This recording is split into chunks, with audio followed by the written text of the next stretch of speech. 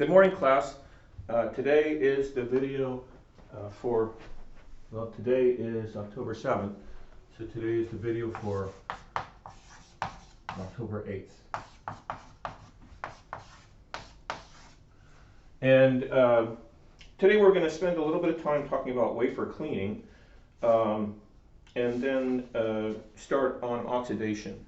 So we're going to cover wafer cleaning,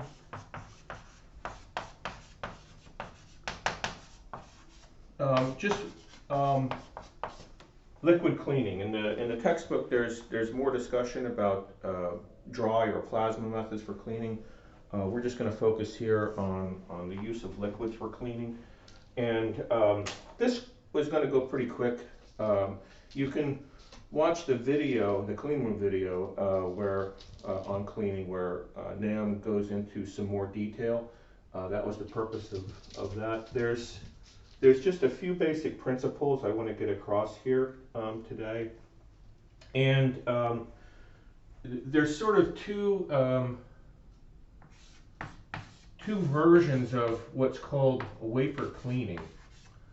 And I'll put that in quotes here. There's actual cleaning, and then there's surface preparation.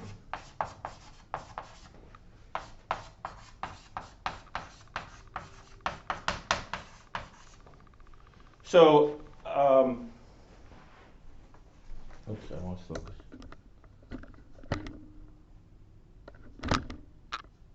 Okay, good.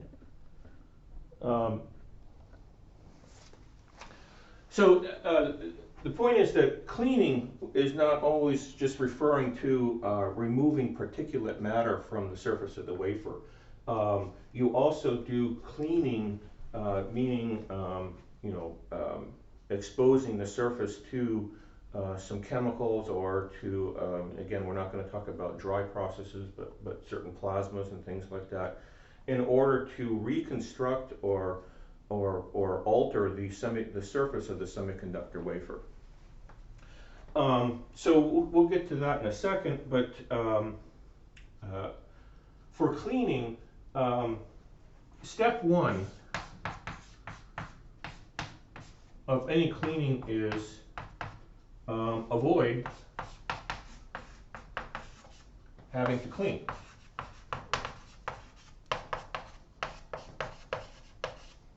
Because anytime you expose the surface of the wafer to some material, you're actually potentially getting it more dirty than it was before. So my first advice as far as cleaning goes is to not do it unless you feel that you have to. And it actually may seem a little bit out of order that we're talking about wafer cleaning after we've talked about other process steps, such as lithography and etching and things like that. But the point is that you don't always have to clean, and you have to think about what steps you are doing. And so, for example, a purchased wafer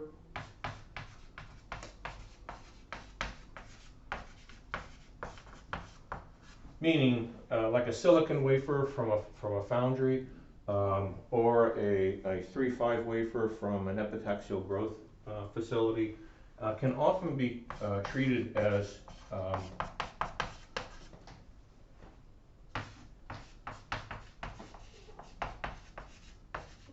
clean. Meaning, unless something has happened to the wafer between when it came from wherever you got it and when you have it, nothing should be on the surface, and any cleaning you do might actually make it more dirty. And so, you may not need to clean then. And B, okay, cleaning may be required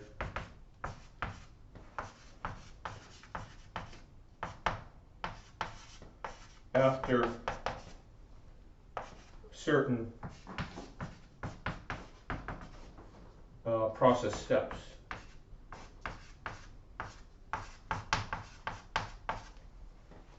Now, so this basically covers, okay, you got the wafer, what do you do? And I'm saying a lot of the time you do nothing, you start doing your process. And B, during your processing, during your fabrication, there are certain steps where you may need to be clean. Now, steps like lithography.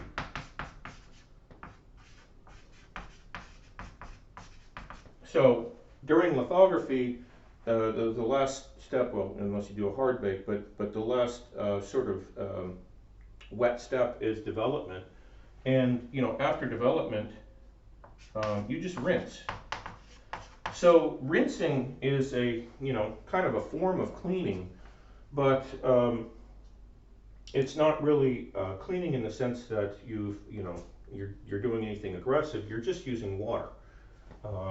Now, we've talked about rinsing before, and rinsing is actually something you need to take seriously because, and it has some discussion of this in the textbook, when you rinse with DI water, which is clean, you don't want to ever let the surface of the wafer just sort of dry on its own. And the reason why is because you will tend to leave a residue.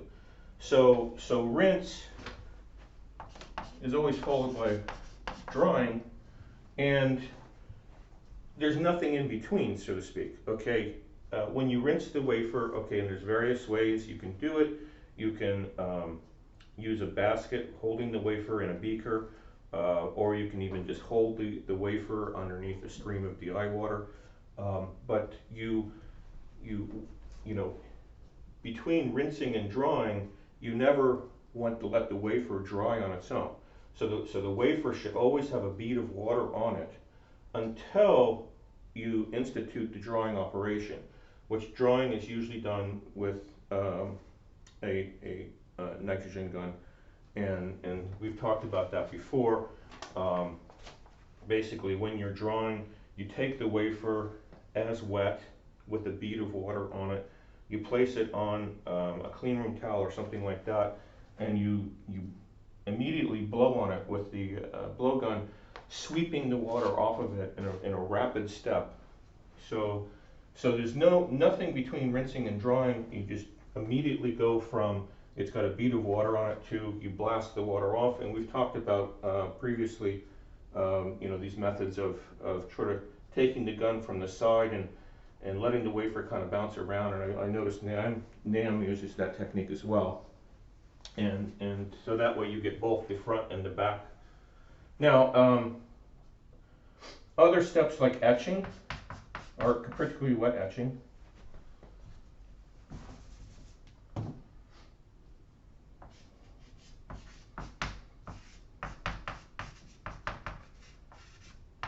Okay, again, it's rinse and dry. Okay, there's no cleaning steps in between. Now that's unless, okay, you have to strip photoresist. So that's when you have to do cleaning, because of course when you strip photoresist, you're using a solvent.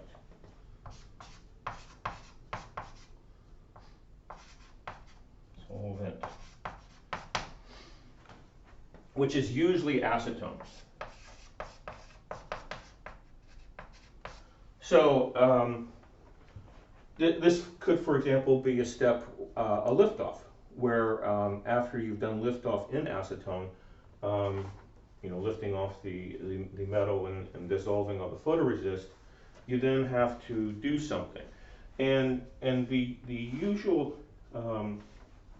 so you could imagine, okay, well, why can't they just, acetone's a solvent, why can't they just like take it right straight out of acetone and dry it and be done? Well, the problem with that is that acetone, I mean, I guess I don't have any, I've never looked up any data regarding this, but acetone is not considered a clean solvent. It will leave a residue, trust me, I've seen it. So your cleaning is acetone, methanol,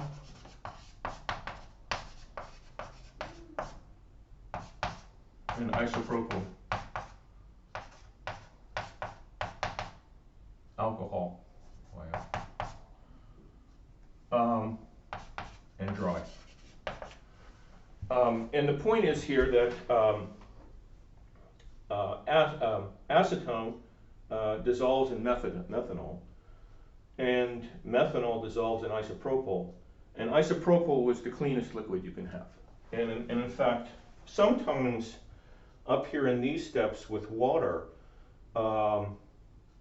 I've actually done a rinse in water and then isopropyl because isopropyl tends to dry faster because it's got a higher vapor pressure.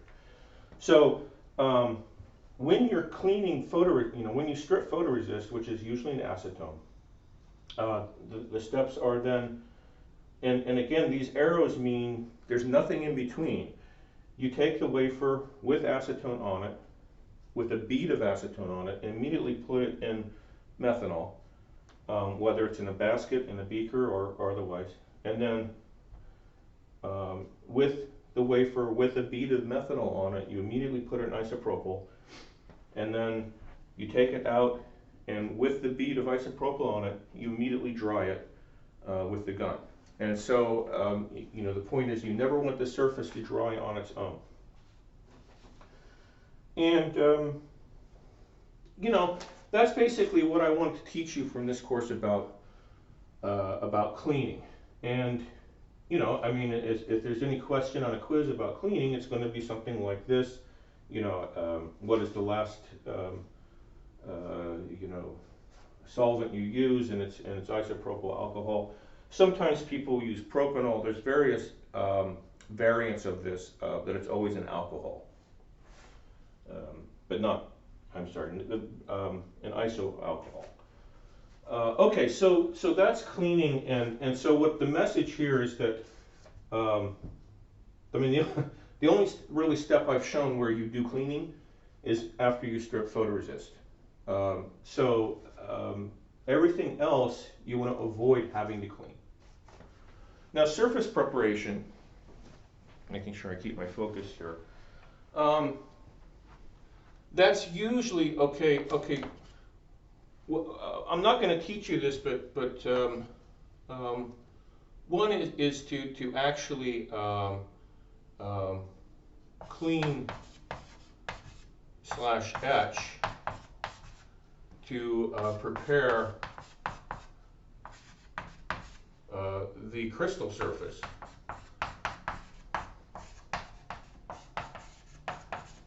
And we're not going to get into that so much because that's somewhat specialized.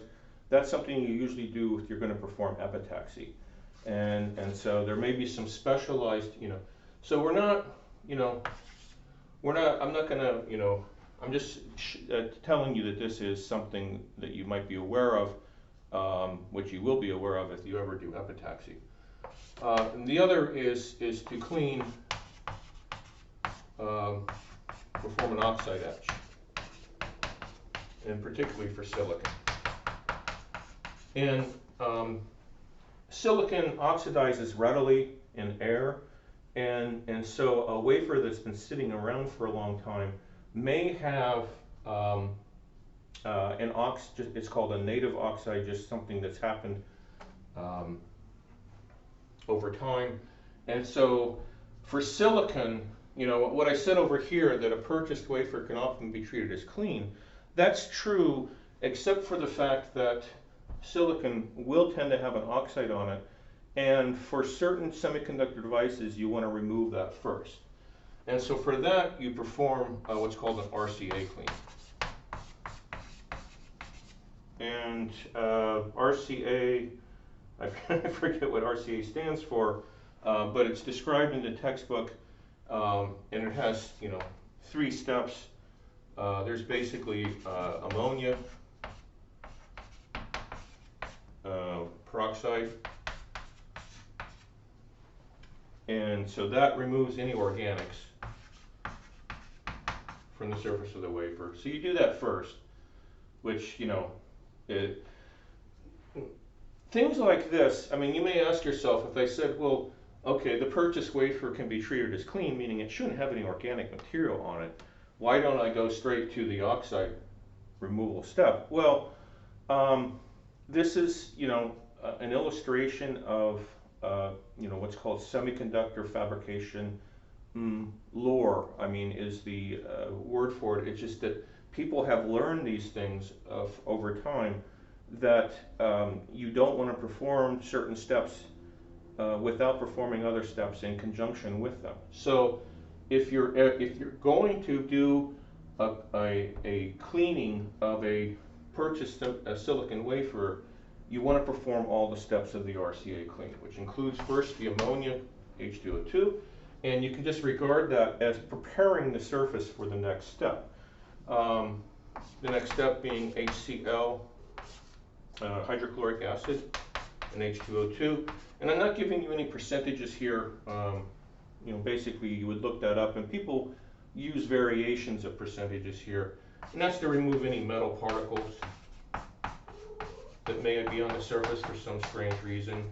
And it can be true that a purchased wafer can have small, very small amounts of medical particles on it from the sawing procedures and things like that. And then finally, the sort of the real reason you're doing it kind of is you perform a dilute HF. So for example, HF water, maybe 1 to 50, meaning it's hydrofluoric acid that's been highly diluted, and that removes any oxide.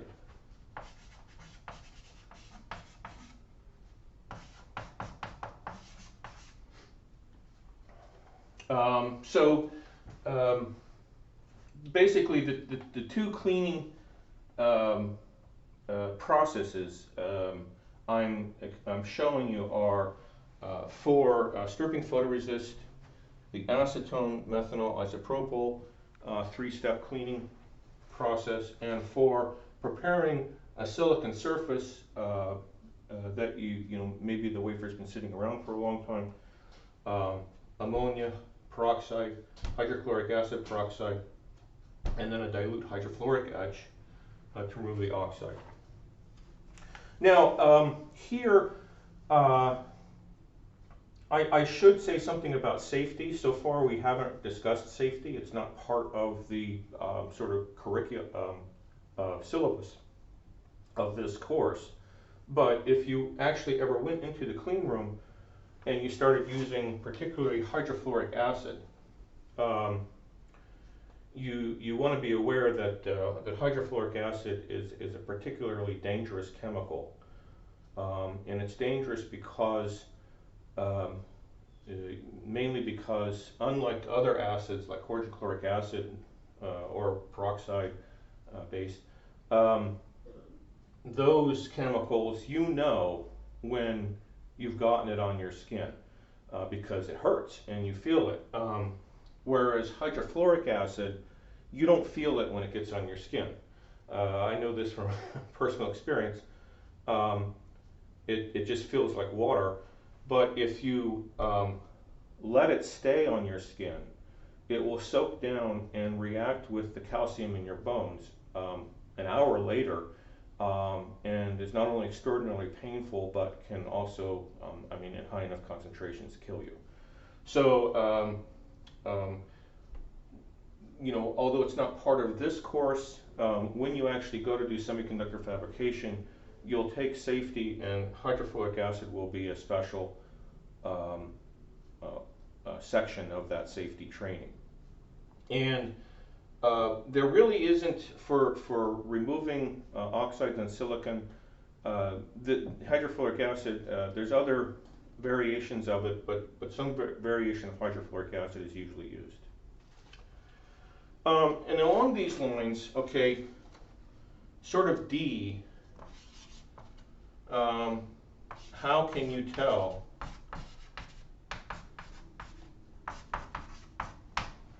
C is done? is through the water bead test, which is, okay, if you have a wafer and it has an oxide. Okay, so here's your semiconductor.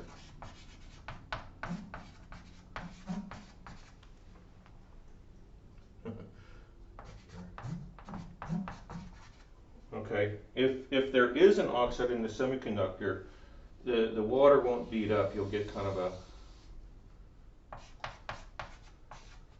a spread out thing, and it won't even do that. It'll just like be on the wafer. Whereas if the oxide is removed, the water will bead up. And this is because semiconductor surfaces are hydrophilic.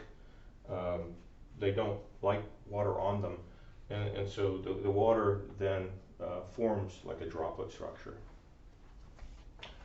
And so, you know, it's very important when you perform this clean, which is mostly to remove the oxide, that you're able to perform this simple test at the end to determine that you've actually done it. Okay, and that's all we're going to do on cleaning.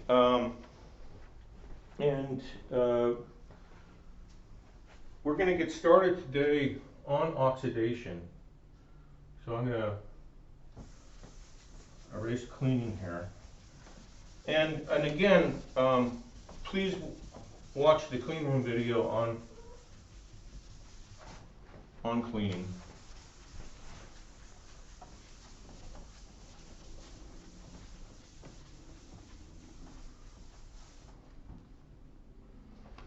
All right, so today we're not going to, you know, I'm just going to spend 10 minutes getting, you know, sort of primed on oxidation, and particularly silicon oxidation, which basically a silicon wafer and we're just going to go over dry oxidation.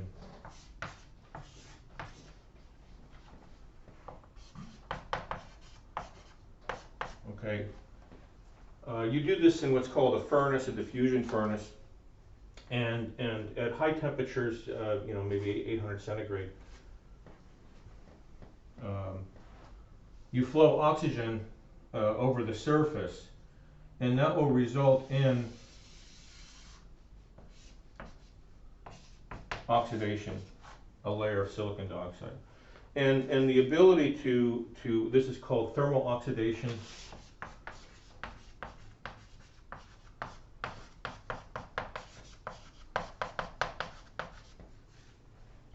The ability to form a thermal oxide on silicon is you know, one of the aspects of silicon that make it you know, responsible for 99% of our electronics, because it allows you to easily produce an insulating layer, and in particular for MOSFETs, it allows you to form the insulating oxide of the between the gate and the semiconductor, which we're not going to go into MOSFETs here, but we're going to I want you to understand how oxidation works. And so, you know, the chemical equation is very simple. Silicon plus O2 goes to SiO2. Now, in order to understand it, and here I'm going to draw the wafer sideways. Okay, so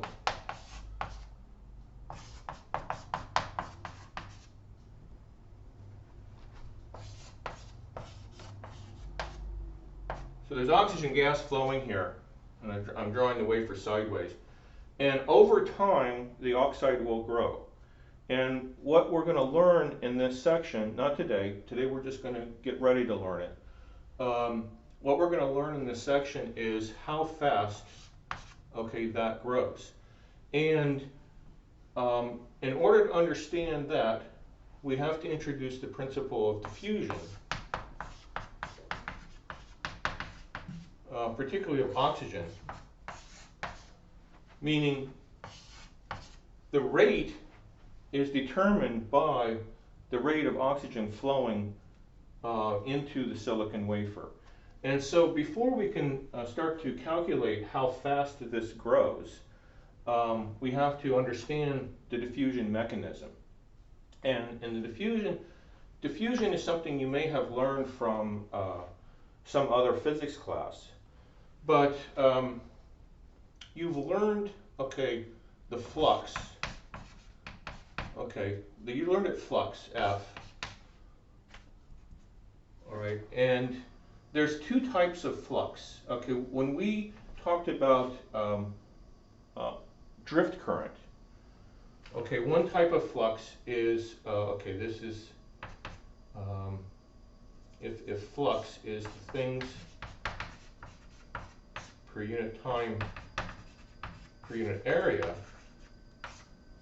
all right, that's equal to the things per unit volume.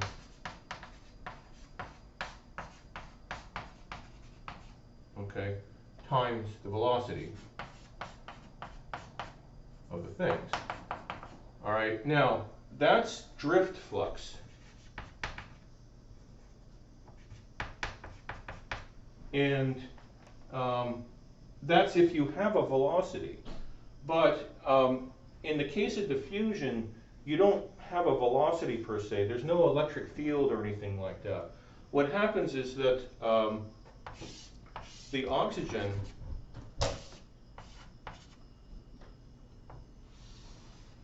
has a profile over distance, z.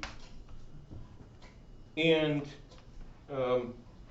we're only talking about oxygen here, so I'm going to drop the O2 here and just talk about C. Flux of diffusion. Well, it's the same thing. It's, in this case, it's O2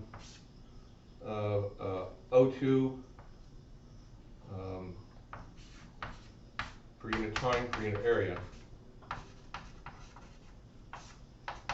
is equal to the diffusion coefficient times dc dz. So C is the concentration of oxygen, and there's a minus sign, because things always diffuse from a high concentration to a low concentration, so it's going in this direction. Now there's a lot of, this is the diffusion equation basically. So it's the oxygen molecules per unit time per unit area going to the surface, and we're going to talk in the next lecture about D and its units and things like that. But all I want you to start thinking about today, so that in the next video, which I do, for next week, we're going to do a detailed description of this, and there will be a handout to augment, as discussed in the syllabus, the notes in the textbook. But what I first wanted to just do today is to start you thinking about the fact that when you do this process, okay, there's a concentration of oxygen at the surface, and sort of naturally, as you go into the surface, that concentration decreases, which just makes sense, right? It would be higher at the surface. And that leads to a flow of oxygen due to diffusion. And the way to think about it is just that, okay, if the concentration of anything is higher in one place than another, it's naturally through thermal motion of the molecules that, the way to I always think about it is that thermal motion here is like this, and here is like this, and so it leads to a net direction in that. And that's what the diffusion equation is. So that's all I wanted to do today, introduce the diffusion equation. And in the next lecture, we'll use that to calculate what the oxidation rate of silicon is. Okay, that's it for today.